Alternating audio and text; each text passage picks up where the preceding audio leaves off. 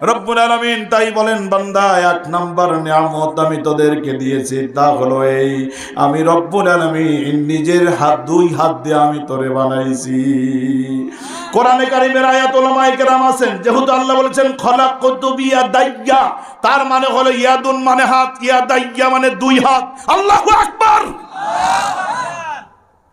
আমার বন্ধুগণের পরের বক্তব্যই দিচ্ছেন আল্লাহ, ওয়ালাকাদ কাররামনা বানি আদামা, আমি সবার মধ্যে আদমকে, তার মানে আদমের সন্তানদেরকে, মানুষদেরকে সৃষ্টির শ্রেষ্ঠত্বের মুকুট পরিয়েছি আমি আল্লাহ। সুবহানাল্লাহ।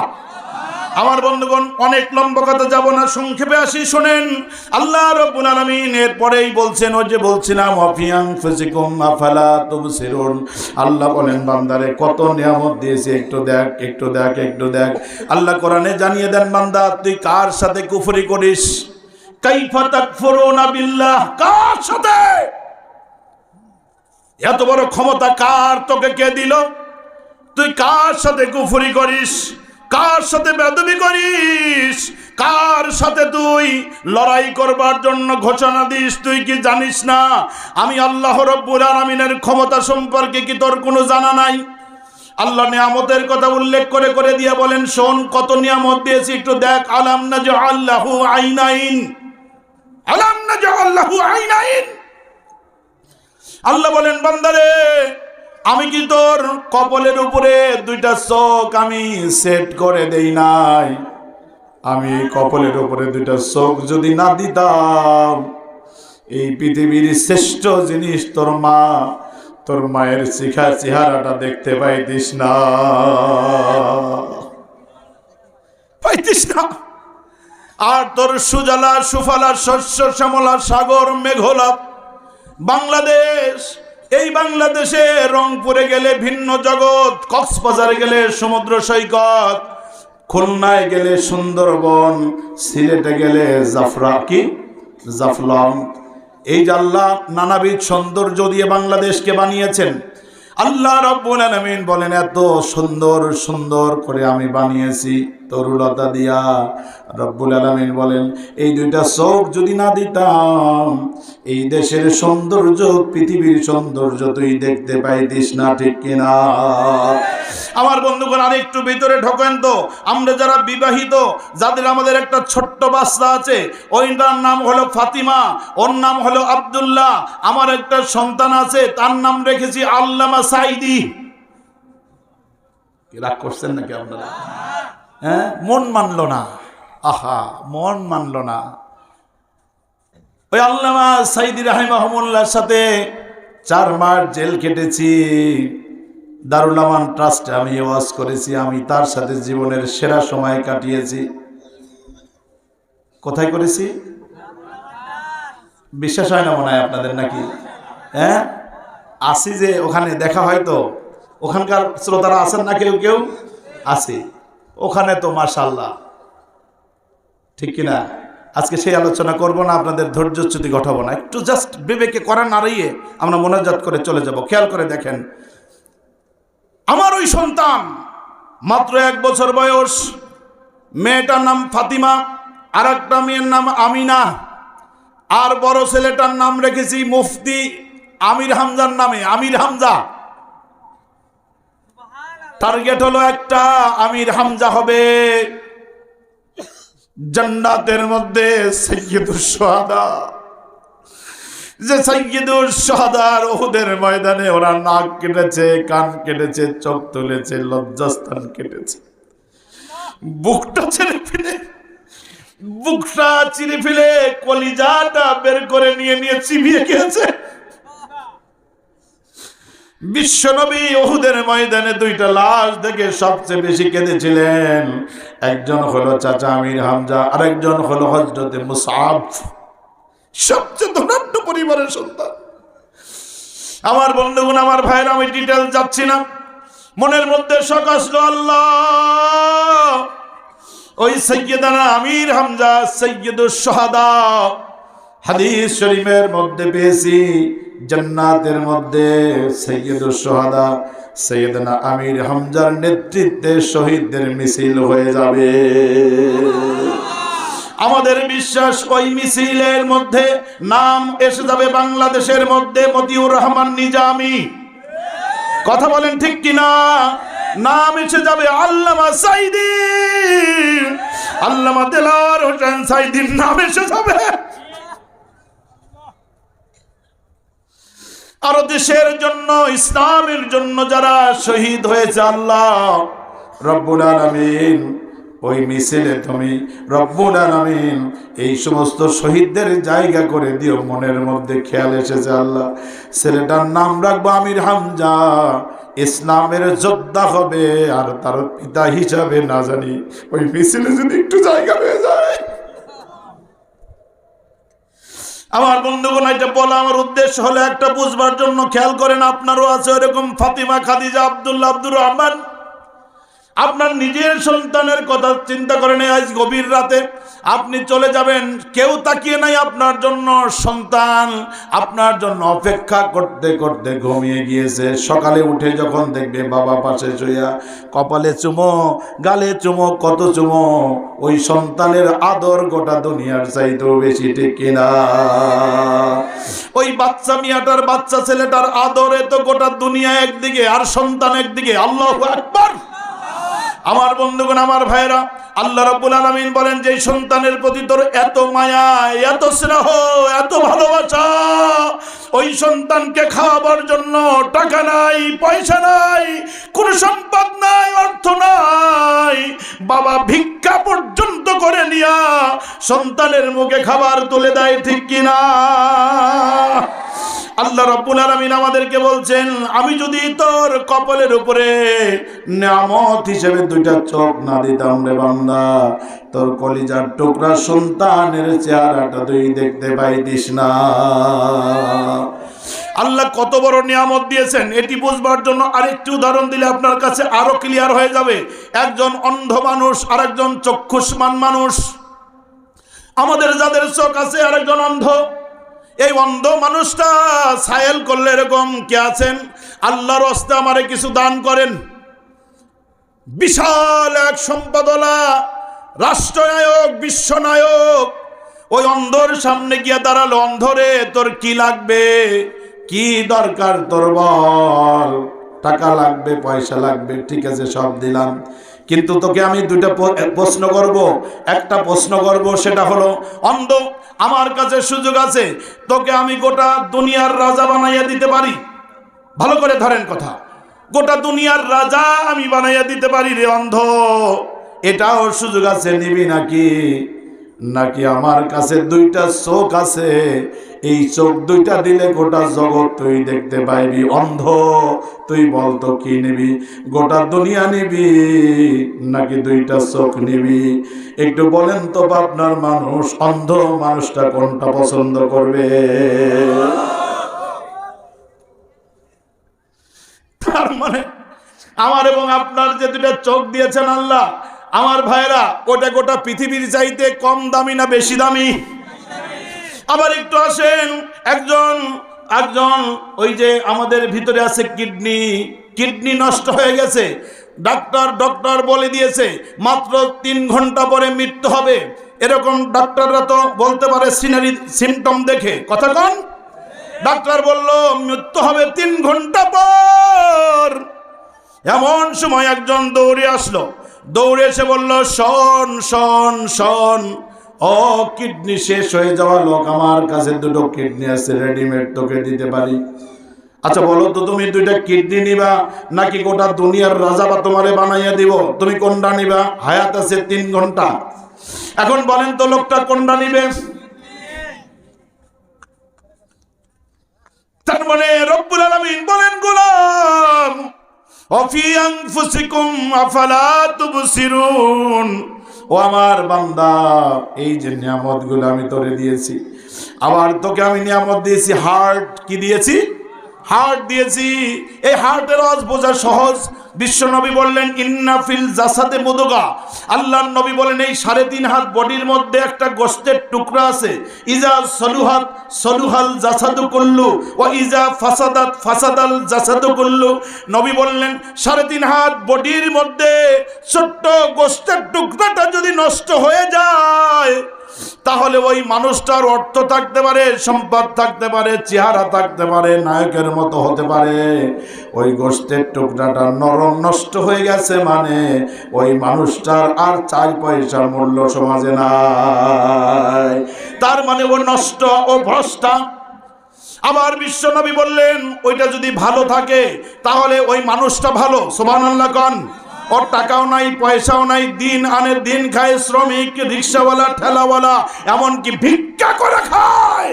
এরপরেও যদি ওর ছোট্ট গোষ্ঠের টুকটাটা যদি ভালো হয়ে যায়, বিশ্বনবী আমার জানিয়ে দিলেন ওই মানুষের চাইতে সেরা মানুষ দুনিয়ায় আর একটাও নাই। সাহাবীরা আশ্চর্যজনিত হয়ে গেলেন। দে আর সো মাচ অ্যাস্টনাইজড। ইয়া রাসূলুল্লাহ, কি বলেন, এটা এত দামি জিনিস? ইয়া রাসূলুল্লাহ সাল্লাল্লাহু আলাইহি সাল্লাম, please tell us as soon as possible.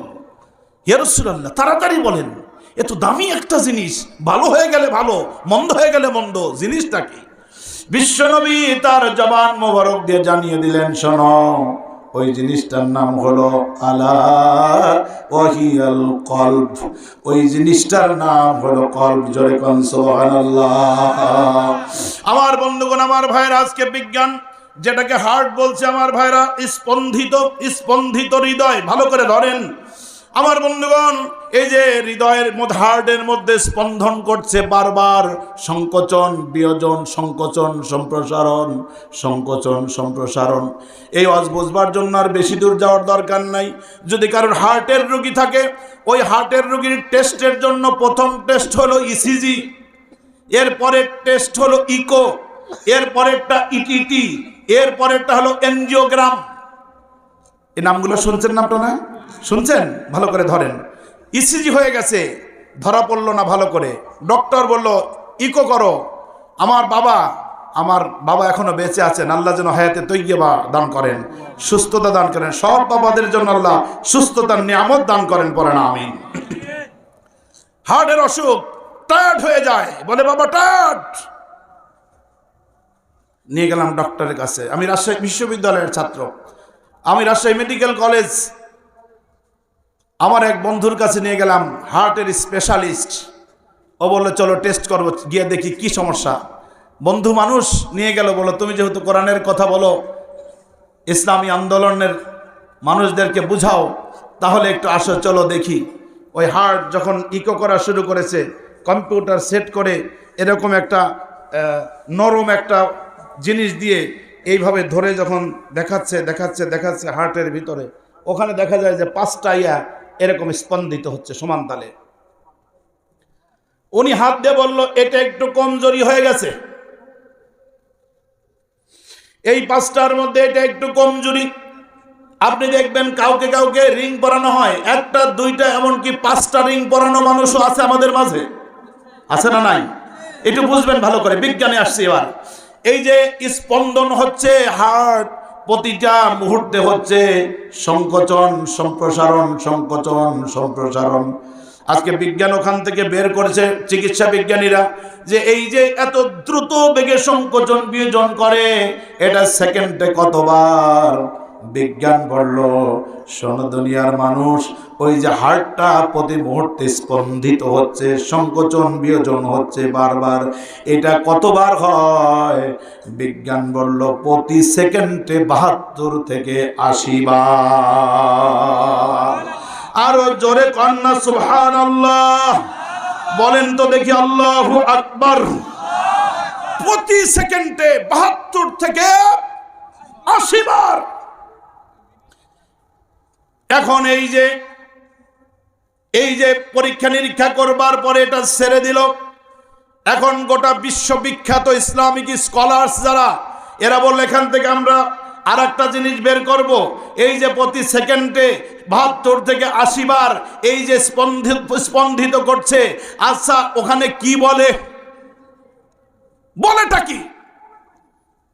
Islamic স্কলার্সরা ওটাকে অ্যানালাইজ করে, গবেষণা করে, থিসিস করে তারা বের করলো ওই প্রতি সেকেন্ডে, একজন বলেছেন মিনিটে, ওকে যদি মিনিটে হয় আমার ভাইয়েরা, এই যে সেকেন্ডে বা মিনিটে 72 থেকে কতবার? 80 বার। এই যে প্রতিবার যে স্পন্দিত হচ্ছে, কি বলছে ইসলামিক স্কলার্স ওখান থেকে তারা বের করে বলল, প্রতি মুহূর্তে বলছে সুম্মা ইউমিতুকুম সুম্মা ইহয়িকুম। জবানে যত শক্তি আছে বলেন তো দেখি আল্লাহু আকবার।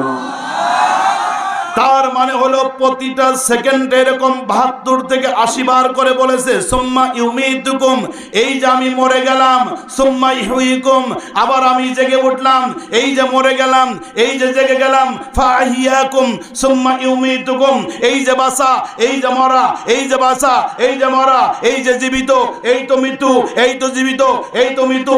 আল্লাহু আকবার জবান দিয়ে আসে না। মিনিটে, ওকে মিনিট হবে, প্রতি মিনিটে 72 থেকে 80 বার যদি বলে আমি এই তো মরলাম, এই তো বাঁচলাম, এই তো মরলাম, এই তো বাঁচলাম। ও পাবনার মানুষ একটু বলেন তো দেখি, কান খাড়া করে বলেন তো দেখি, চিন্তা করে দেখেন তো দেখি, প্রতি মিনিটে আমাদের মরণ হয় তাহলে কতবার? এই 72 থেকে 80 বার আমাদের মরণ হয়ে যাচ্ছে। এখন হিসাবটা হলো, এই যে স্পন্দিত হচ্ছে ফাহাইয়াকুম, এইভাবে সম্প্রসারণ হলো, আর চাপলো না, তার মানে ও নাই। আবার এরকম এরকম চেপেছে, সম্প্রসারণ হলো না, তার মানে ও নাই। মাইকে সাইরেন, মাইকে ঘোষণা হয়ে যাবে, ওই পাবনা জেলার অমক থানার অমক কিছুক্ষণ আগে ইন্তেকাল করিয়াছেন, ইন্না লিল্লাহি ওয়া ইন্না ইলাইহি রাজিউন। আপনি এখন চিন্তা করেন, ওই লোকটা যদি আমি হই, আপনি হই, আমরা হই, এখান থেকে আমরা বাড়ি পর্যন্ত চলে যাব, কেউ কি বলতে পারি ভাই? কথা বলেন, পারি? কেউ পারি না, কেউ পারি না, কেউ পারি না। প্রত্যেকটা মুহূর্তে ওই সন্ধিক্ষণ, জীবন মরণের সন্ধিক্ষণ আমরা পার করছি আমার ভাইরা। যে কোনো মুহূর্তে আমার আপনার মরণ হয়ে যাবে। আল্লাহ রব্বুল আলামিন বলেন, ও বান্দা, আমি রব্বুল আলামিন এই যে কারিকুলামগুলো দিয়েছি, একটা একটা করে চোখ থেকে শুরু করে, নাক থেকে শুরু করে, শ্বাস প্রশ্বাস থেকে শুরু করে, কিডনি থেকে শুরু করে, লাংস থেকে শুরু করে, কত যে কি আমি দিয়ে রেখেছি রে বান্দা। রব্বুল আলামিন বলেন, একটাবার কি চিন্তা করে দেখিস না? সুম্মা লাতুসআলুন্না ইয়াউমাইদিন আনিন নাঈম। আল্লাহ রব্বুল আলামিন বললেন, গোলাম, এই সম্পর্কে আমি রব্বুল আলামিন তোকে অবশ্যই জিজ্ঞাসা করবই করব। তাহলে আমি তোকে টাকা দিলাম, তোকে পয়সা দিলাম, তোকে সম্পদ দিলাম, তোকে সন্তান দিলাম, তোকে নাতিপতি দিলাম, তোকে জমি দিলাম, তোকে জায়গা দিলাম, তোকে একেবারে চমৎকার চেহারা দিলাম, তোকে নাক দিলাম, হাত দিলাম, পা দিলাম, সব দিলাম। এই সব কিছু দিলেন কে? জবাবদিহিতা নিবেন কে? ওই আল্লাহ যদি ডাইরেক্ট ডেকে যদি প্রশ্ন করে, জবাব দে, এরপরে দাগ পার হ। এই যে দাগ টেনে দিলাম, এগুলোর একটা একটা করে জবাব দিবি আর পার হবি। বাঁচার উপায় আছে ভাই? কথা কন না কেন? তাহলে প্রত্যেকটা মুহূর্তে আমি যে স্লোগান তুলি, সেই স্লোগান থাকতে হবে ইসলামের পক্ষে। তার কারণে এই স্লোগান যে দিচ্ছে, কথা বলছি, এই শক্তি দিয়েছেন কে? ওই যে কোরআনের আয়াত পড়ছিলাম, খলাকাল ইনসান আল্লামাহুল বায়ান। আমাদের আল্লাহ বানিয়েছে, আল্লাহ কথা বলার শক্তি দিয়েছেন। এখন আমি যত কথা বলি, যত স্লোগান দেই, যত যাই করি না কেন, সব কিছু করতে হবে একজনের জন্য। জোরে বলেন, তিনি কে?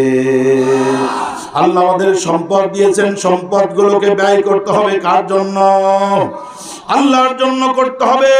আল্লাহ রাব্বুল আলামিন একটা একটা করে আমাদের জীবনের সব কিছুকে বিলিয়ে এরকম দিয়েছেন। আল্লাহ রাব্বুল আলামিন আমাদেরকে জিজ্ঞাসা করবেন, বান্দারে শোন, একটু কান খাড়া করে শোন, আমি সব নিয়ামত সম্পর্কেই কিন্তু জিজ্ঞাসা করব। তোর ছেলেটা নামাজ পড়ে না, কেন পড়ে না? বিশ্বনবী নির্দেশ দিয়েছিলেন, 7 বছরে নামাজের নির্দেশ দাও, 10 বছরে বাড়ি লাগা, পিঠা ধরে ওরে। কে বলছে? বিশ্বনবী। কে বলছে? বিশ্বনবীর চাইতে বড় সায়েন্টিস্ট, বড় বিজ্ঞানী কেউ আছে নাকি? আল্লাহর নবী বলছে 7 বছরে নামাজ নির্দেশ দাও আর 10 বছরে বাড়ি লাগা। আমরা যাকে ইমামুল আজম বলি, ইমামুল আজম বলি নাকি বলি না? হ্যাঁ বলি। নাম কি? ইমাম আবু হানিফা রাহিমাহুল্লাহ। এই হাদিসের ব্যাখ্যা করতে গিয়ে উনি মাসআলা দিয়েছেন, এই বাড়িটা এমন ভাবে হবে সন্তানের শরীর থেকে যেন রক্ত ঝরে।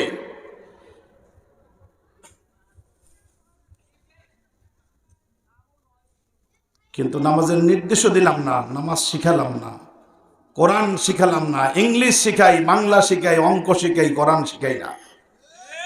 কথা কন না কেন?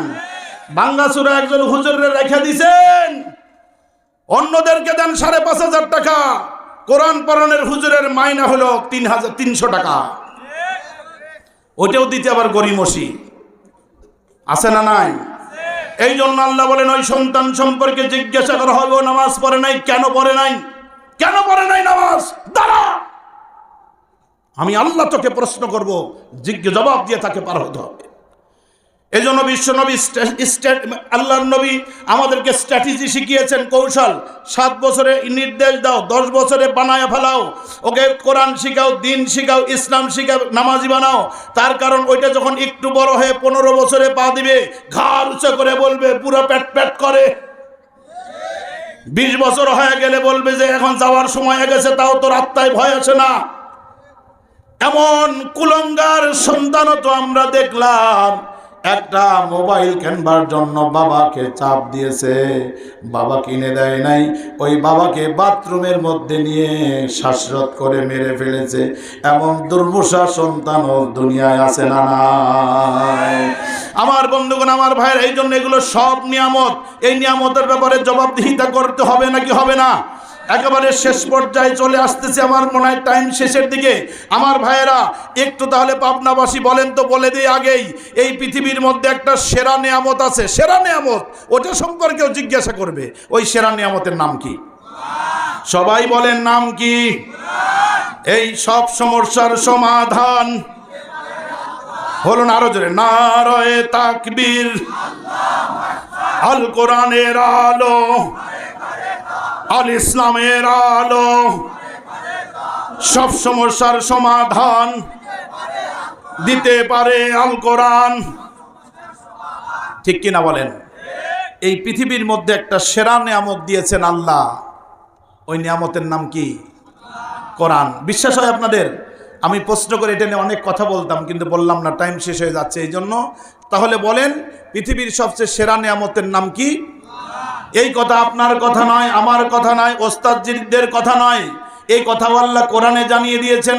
রব্বুল আলামিন বলেন, শোনো দুনিয়ার মানুষ, আমি রব্বুল আলামিন তোমাদেরকে জানিয়ে দিয়েছি, কুল বিফাদলিল্লাহি ওয়া বিরহমাতিহি ফাবিযালিকা ফালইফরাহু। আল্লাহু আকবার। আল্লাহ রাব্বুল আলামিন বলেন, কুল, নবী হে আপনি বলে দিন, ওই যে আল মাদ্রাসাতুল ইসলামিয়া দারুল আরকাম দীপসর গোরস্থানের উদ্যোগে কোরআনের মাহফিলে গিয়ে নূর মোহাম্মদ সিরাজি বান্দাদেরকে, তার শ্রোতাদেরকে প্রশ্ন করবে, বলো তো দেখি সেরা, সবচেয়ে সেরা নিয়ামতের নাম কি? এই প্রশ্ন যে করব, এটা আল্লাহ জানে নাকি জানে না? আল্লাহর কাছে কি কোনো অতীত, বর্তমান, ভবিষ্যৎ আছে ভাই? কথা বলেন। আল্লাহ জানেন, এই জন্য রব্বুল আলামিন জানিয়ে দিলেন, শোনো, এই পৃথিবীতে আমি সবচেয়ে গুরুত্বপূর্ণ একটা ফদল করেছি, তোমাদের উপর অনুগ্রহ করেছি, একটা নিয়ামত, শ্রেষ্ঠ নিয়ামত দিয়েছি। ওই নিয়ামতের নাম আর কিছু নয়, ওই নিয়ামতের নাম হলো আল কোরআন। আমার বন্ধুগণ, আমার ভাইরা, এই যে রব্বুল আলামিন যে কোরআন দিলেন, আমার হুজুর, হক্কানি হুজুর হাফিজাহুল্লাহ চমৎকার করে বলতেছিলেন, আমার ভাইরা, এই কোরআনে কারীম সেদিন আমাদের জন্য সুপারিশকারী হয়ে যাবে। আমার বন্ধুগণ, বিশ্বনবী বলছেন, আল কোরআন হুজ্জাতুল লাকা আও আলাইক, এই কোরআন হয় তোমার পক্ষের শক্তি হবে, না হলে বিপক্ষের শক্তি হবে। আপনি কি এ কথার লোড বোঝেন? হ্যাঁ, বিশ্বনবী বক্তব্য বলছেন, এই কোরআন হয়তো কি হবে? হয় পক্ষে না হয় বিপক্ষে। আল্লাহু আকবার। আল্লাহর নবী বললেন, ক্বালান নবী সাল্লাল্লাহু আলাইহি ওয়াসাল্লাম আল কোরআনু শাফিউন, এ কোরআন হবে সবচেয়ে বড় সুপারিশকারী। আবার নবী বললেন মুশাফফাউন, এই কোরআনের সুপারিশ আল্লাহ কবুল করে নেবেন। জোরে কোন সুবহানাল্লাহ। আর এক হাদিসে বললেন মা মিন শাফিয়ান আফদল, এই কোরআনের চাইতে বড় কোনো সুপারিশকারী থাকবে না। কেমন থাকবে না?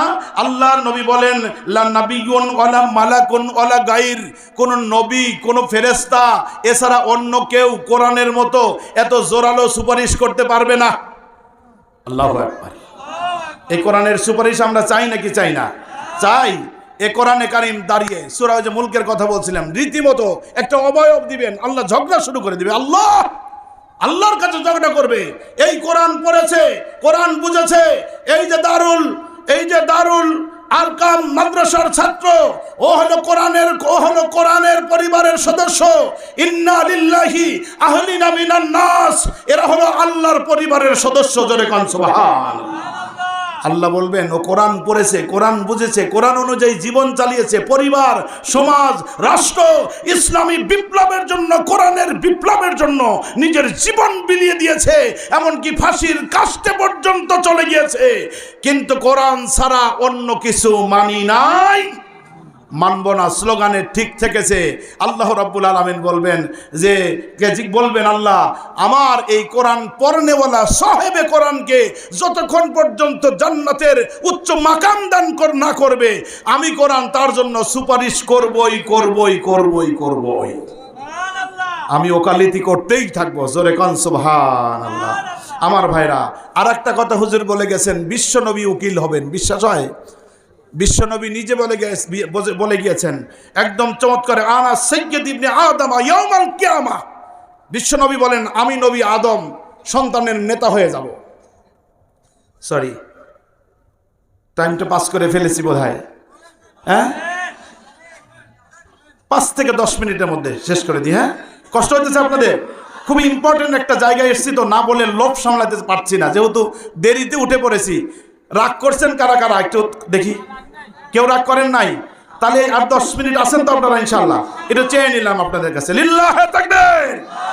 আমার ভাইরা, বিশ্বনবী বলছেন আমি নবী জানিয়ে গেলাম, আমি বিশ্বনবী জানিয়ে গেলাম আনা সাইয়্যিদ ইবনে আদম ইয়াউমাল কিয়ামা, কিয়ামতের ময়দানে আমি শুধু পাবনা মানুষের নেতা হব না, শুধু বাংলাদেশের না, শুধু ইউরোপ, আমেরিকা, ভারত আর সৌদি, মক্কা, মদিনার না, আমি বিশ্বনবী আদম থেকে শুরু করে কিয়ামত পর্যন্ত সর্বশেষ যে মানুষটা, ওই মানুষটা পর্যন্ত টোটাল বনি আদমের নেতা হয়ে যাব। আরো জোরে কন্যা সুবহানাল্লাহ। সেই নবী বলেন আমি সর্বপ্রথম সুপারিশ করব, আর আমার সুপারিশ নিয়ে জান্নাতে যাবে, আমি জান্নাতের করা প্রথম নারব, আমি এই মানুষদেরকে সুপারিশ করে আমার উম্মতকে জান্নাতে নিয়ে যাব। কথা লম্বা, সংক্ষেপ করলাম এই জন্য বিস্তারিত। ওলামায়ে কেরাম বুঝছেন যে আসলে এখানে কত কথা ছেড়ে দিয়ে গেলাম। কোরআন সুপারিশ করছে, বিশ্বনবী সুপারিশ করলেন, সুপারিশ করে জান্নাতের মধ্যে নিয়ে যাবে। আর কোনো সমস্যা আছে? কিন্তু একটা সমস্যা আছে, একটা বড় কঠিন সমস্যা। আল্লাহ রাব্বুল আলামিনের হাবিব সেটা জানিয়ে গেছেন, মানুষ কোরআন পেয়েছিস তোর বিরাট কপাল, কিন্তু একটা জিনিস ভালো করে জেনে রাখ, মা বোনেরাও শোনেন কান দিয়ে, 10 বছর, 20 বছর, 30, 40, 50, 60 বছর, 70 বছর গেল, আমরা আমাদের জীবনের সব বুঝতে পারলাম। শৈশব বুঝলাম, কৈশোর বুঝলাম, যৌবন বুঝলাম, বিবাহ সাথী বুঝলাম, বাসর সজ্জা বুঝলাম, সন্তানাদি বুঝলাম, বিবাহ সাথী বুঝলাম, নাতিপতি বুঝলাম, সংসার বুঝলাম, ঘর বুঝলাম, চাকরি বাকরি বুঝলাম, সব কিছু বুঝতে পারলাম, কিন্তু একটা জিনিস শিখতে পারলাম না, সেটার নাম কি? এরকম মানুষ মনে হয় পাবনায় একটাও নাই। আছে? এখানেও যদি হাত তুলতে বলি, কোরআন জানেন না কারা কারা, হাত কম উঠবে না বেশি উঠবে? হ্যাঁ, আহা, অথচ আল্লাহর নবী বললেন, যে হাদিসটা বললাম, বলেন নবী সাল্লাল্লাহু আলাইহি ওয়াসাল্লাম ইন্না লিল্লাহি আহলিনা মিনান নাস, আল্লাহ বলেন আমার এই উম্মতেরা, নবী বলেন আল্লাহ জানিয়েছেন এই সব মানুষের মধ্যে আল্লাহ বলেন আমার নিজের পরিবারের সদস্য আছে। তাও তো মজা করে সুবহানাল্লাহ করতে পারলেন না, জোরে কন্যা সুবহানাল্লাহ। কার পরিবারের সদস্য? এমপি, মন্ত্রী, প্রধানমন্ত্রী, ইউনিয়ন মেম্বার, অমক তমকের পরিবারের সদস্য হলেই তো গায়ে জামা থাকে না, ঠিক কি না? কি গর্ব, কি অহংকার, কি দাপট! আমি চেয়ারম্যান, মেম্বার, এমপির লোক। কিন্তু আল্লাহর নবী বললেন, ইন্না লিল্লাহি আহলিনা মিনান নাস, এই মানুষের মধ্যে আল্লাহর পরিবারের অনেকগুলো সদস্য আছে। সাহাবীরা বললেন, ইয়া রাসূলুল্লাহ, মান হুম ইয়া রাসূলুল্লাহ, এ তো দারুণ খবর, আপনি বলেন তো ইয়া রাসূলুল্লাহ, তারা কারা, তারা কারা, তারা কারা? আল্লাহর নবী জানিয়ে দিলেন, তারা হলো আহলুল কোরআন ওয়া আহলুল্লাহি খাসাতান, যারা কোরআনের পরিবারের সদস্য, যাদের হৃদয়ে আছে 30 পারা কোরআন, যাদের অন্তরে আছে কোরআনের প্রেম, কোরআনের ভালোবাসা, কোরআনের আন্দোলন ছাড়া দুনিয়ার কিছু বোঝে না। কোরআনে কারিমের সৈনিক যারা আছে, আল্লাহ রাব্বুল আলামিনের হাবিব জানিয়ে গেলেন, এই সমস্ত কোরআন প্রেমী, কোরআনের হাফেজ কোরআন, এরকম ওলামায়ে কেরাম হলো আল্লাহর কোরআনের পরিবারের, আল্লাহর পরিবারের সদস্য।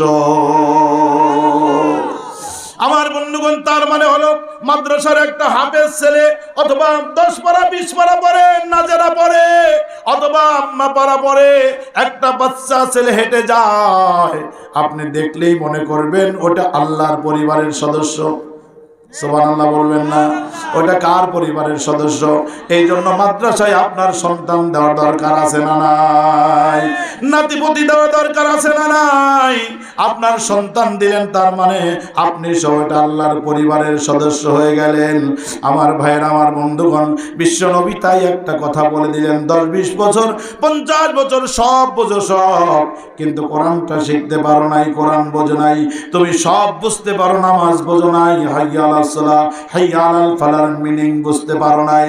আল্লাহ রাব্বুল আলামিনের কোরআন দাঁড়িয়ে যাবে। ওই যে হুজুর বলতেছিলেন, বিচারপতি হবে আল্লাহ। ওই আল্লাহ এমন বিচারপতি, ওই আলাইসাল্লাহু বিআহকামিল হাকিমিন, ওই বিচারপতি তো এমন বিচারপতি নয়। আমাদের দেশে এক বিচারপতিকে দেখলাম, একেবারে জঙ্গলের ভিতরে কলার পাতা গায়ে দিয়ে শুয়ে আছে, আছে না নাই? কথা বলেন, আছে না নাই? যেই বিচারপতি আল্লামা সাইদি রাহিমাহুল্লাহর মতো ইসলামী আন্দোলনের জিন্দাদিল মুজাহিদ, কোরআনের পাখিকে ফাঁসির নির্দেশ ট্রাইব্যুনালে দিয়ে বলেছিল, আমি সাইদিকে ফাঁসি দিলাম। কথা কোন বলছে নাকি বলে নাই? অথচ সেই বিচারপতির নামের কলঙ্ক গিয়ে জঙ্গলের ভিতরে কলা পাতা গায়ে দিয়ে শুয়ে থাকাও আমরা দেখলাম। কথা কন, ওই বিচারে স্কাইপ কেলেঙ্কারি আছে না নাই? বানানো আইন, বানানো আদালত, বানানো বিচারপতি, বানানো সাক্ষী, আছে না নাই? কথা বলেন, আছে না নাই? কিন্তু আল্লাহর কাছে আল্লাহ হলেন বিচারপতি, কিচ্ছু নাই। আলাইসাল্লাহু বিআহকামিল হাকিমিন, একমাত্র বিচারপতি। এরকম থাকবে সূর্য মাথার নিকটে, জমিন তামা। এ ওয়াজ জীবনে শুনছেন বহু, কিন্তু মগজে লাগে নাই, দিলেও লাগে নাই। কেন জানেন? লাগে নাই এই কারণে, পৃথিবীর সবচেয়ে শক্ত পদার্থের নাম হলো লোহা। কি? ওই লোহাটা গলাইতে মাত্র টেম্পারেচার লাগে কত জানেন? 1500 থেকে 1800 ডিগ্রি সেলসিয়াস তাপমাত্রা দিলেই ওই সবচেয়ে শক্ত পদার্থ লোহা গলে পানি হয়ে যায়। আর ওই সূর্য যখন মাথার অতি নিকটে আসবে, 1.5 থেকে 200 কোটি ডিগ্রি সেলসিয়াস তাপমাত্রার সূর্য মাথার নিকটে আসবে। কা মিকদারি মিন, সুরমাদানার শলাকার দূরত্বে। আর এক হাদিসে এসেছে 1 মাইল বা 3 মাইল দূরত্ব থেকে 12টি মুখ করে সূর্য যখন তাপ দিতে থাকবে, কাফের, বেঈমান, মুশরিক, ইসলাম বিরোধী, দিনদ্রোহী, খোদাদ্রোহীদের মাথার মগজগুলো গলে গলে নাক কানের ছিদ্র দিয়া টস টস করে বেয়ে বেয়ে পড়বে। কি হাই টেম্পারেচার! আল্লাহু আকবার!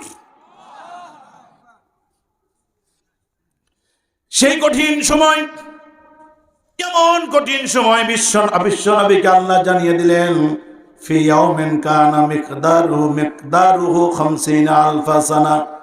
ও নবী জানিয়ে দাও, হাসরের ময়দানের একদিন এই পৃথিবীর 50,000 বছরের সমান। মানুষগুলো পাগলের মতো ছুটোছুটি করবে। বিচার শুরু হবে একটা পর্যায়ে। লম্বা কথা আমার ভাইরা, এই যে আল্লাহর সামনে বিচারপতির সামনে কোরআন এরকম দাঁড়ায়া বলবে, শোনো শোনো শোনো, ইয়াকুলুল কোরআন ইয়া রব্বাল আলামিন ইন্না আবদাক আল্লাহ ইয়া রব্বুল আলামিন আহকামুল হাকিমিন। এই যে বেচারা, এই যে আছে দেখো দেখো, ওই যে আছে দেখো দেখো, ওই যে আছে দেখো দেখো, এই যে লোকটা 60 বছর 70 বছর 10 বছর 20 50 100 বছর হায়াত পেয়েছে, এই কোরআন নিজে দাঁড়ায় বলবে আমাকে পড়ে নাই, আমাকে বোঝে নাই, আমাকে পড়ে নাই, আমাকে বোঝে নাই, আমাকে প্রতিষ্ঠিত করবার জন্য কোনো চেষ্টা তদবিরও করে নাই, বরং কোরআনের পক্ষের লোকদেরকে ধরে ধরে জেলখানায় পাঠিয়েছে। এমন লোক আছে না নাই? কোরআনে কারীম দাঁড়িয়ে বলবে আল্লাহ, এই লোকটা এবং আমার মধ্যে আজকে যে ঝগড়া লেগেছে, ফাকদি বাইনি ওয়া বাইনাহু, আল্লাহ এর মধ্যে আর আমার মধ্যে একটা সুষ্ঠু সমাধান ফয়সালা করে দাও। আল্লাহ এখন তুমি ফয়সালা করো। আল্লাহ ও আমারে পড়ে নাই, আমারে বোঝে নাই, আমারে চেনে নাই, আমারে জানে নাই, আমার বিরোধিতা করেছে, এখন ফয়সালা করো। তাহলে মামলার বাদীকে কোরআন। আল্লাহ নবী এত সুপরিষ্কারী, যিনি রহমতের কান্ডারি, ওমা আরসালনাকা ইল্লা রাহমাতাল লিল আলামিন। সূরা ফুরকানের মধ্যে এসেছে 30 নম্বর আয়াতে উলামায়ে কেরাম আছেন, বিশ্ব নবী পর্যন্ত দাঁড়ায় বলবে আল্লাহ, ওই যে আমার ওই উম্মত, ও জীবনটা সারা জীবন সব বুঝলো, কিন্তু আমার উপরে নাজিলকৃত ঐশী মহিমা মণ্ডিত গ্রন্থ, মানব জাতির কল্যাণের জন্য যে কিতাব কোরআন নাজিল হয়েছে, ওই কোরআন বুঝতে পারে নাই, চিনতে পারে নাই, পড়তে পারে নাই, শুনতে পারে নাই, বিরোধিতা করেছে।